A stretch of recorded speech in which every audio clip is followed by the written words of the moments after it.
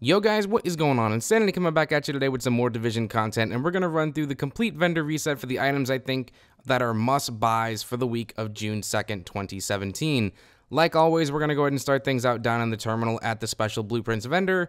There is a classic M44 Carmine blueprint. Again, this stuff is only going to show up if you haven't already purchased the blueprint. So if you don't see it, don't be alarmed. That means you already own it.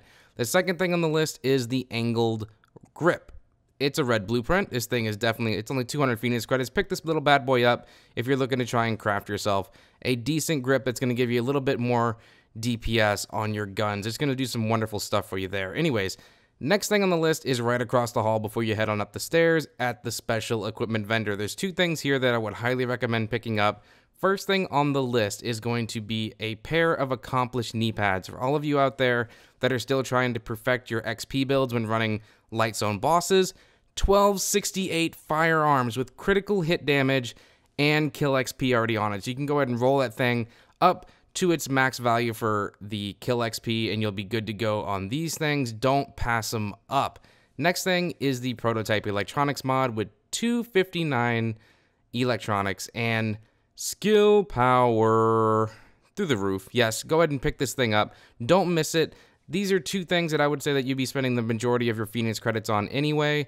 Everything else is either going to be standard credits, which everybody has millions of already, DZ funds, and that's about it. So, next thing on the list is over in the base of operations upstairs. It's at the Dark Zone vendor. Extended mag, if you don't want to try and risk anything going with crafting an extended mag, this thing will definitely get you through. This thing pretty much works on every gun out there that has a slot for a magazine. 120.5 magazine size, critical hit damage, rate of fire. Come on, how can you not want to go ahead and throw this thing on your gun? It would do wonders for you for your DPS, guys. Don't miss it. Trust me, it's good stuff. Next stop is going to be heading on over to the Wolves Den Safe House. At this vendor, you can go ahead and pick up a very well-rolled first wave Vector.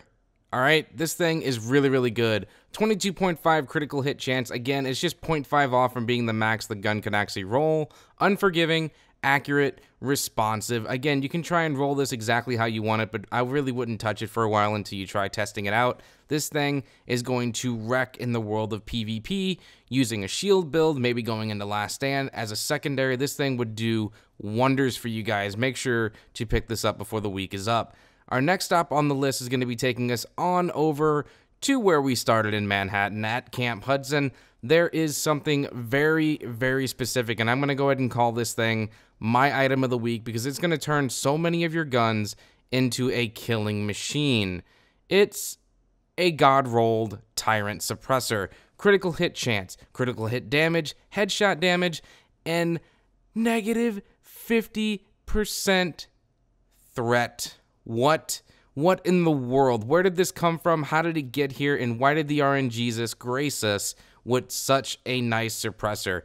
This thing's going on my sidearms. This thing's going on my SMGs. I mean, if I can really try and put it on something like any of my bigger guns, I will. But this is really going to be meant for my SMGs. It's going to be meant for my sidearm. It's going to be freaking beastly. Next stop, guys, we're going to be heading our way on over to the DZ at the West 31st checkpoint. And here, this one's going to be a little bit weird because we all know that Rapid currently is bugged in update 1.6.1, but that shouldn't stop you from picking this bad boy up. 1784 armor, 1270 electronics with health and skill haste. Come on, guys, pick this bad boy up, throw it in your stash, and hang on to it until this thing is fully fixed and ready to go, because this is a vest that will definitely do wonders for you with all of your skill cooldowns, which would be really, really awesome for those doing things like Reclaimer or anything electronics related to get your skills up and going and trying to help out your teammates the best way you possibly can. That's pretty much it from this one. We're going to go ahead and jump from the west side and we're going to head all the way over to the east side of the checkpoint, which is East 34. Here, it's very, very simple. We're going to go ahead and end this thing out with two of the same kind of performance mods. All right, first one, you're going to head on over to the vendor and you're going to be able to pick yourself up a 7% support station range. Come on, this makes it even bigger. That's what she said. As we all know, the bigger the range for the support station, the more movement that you're going to have to be able to keep your people and your teammates and your squad mates alive, which I think is absolutely important, especially when you're running certain missions like Dragon's Nest or even doing things like Stolen Signal.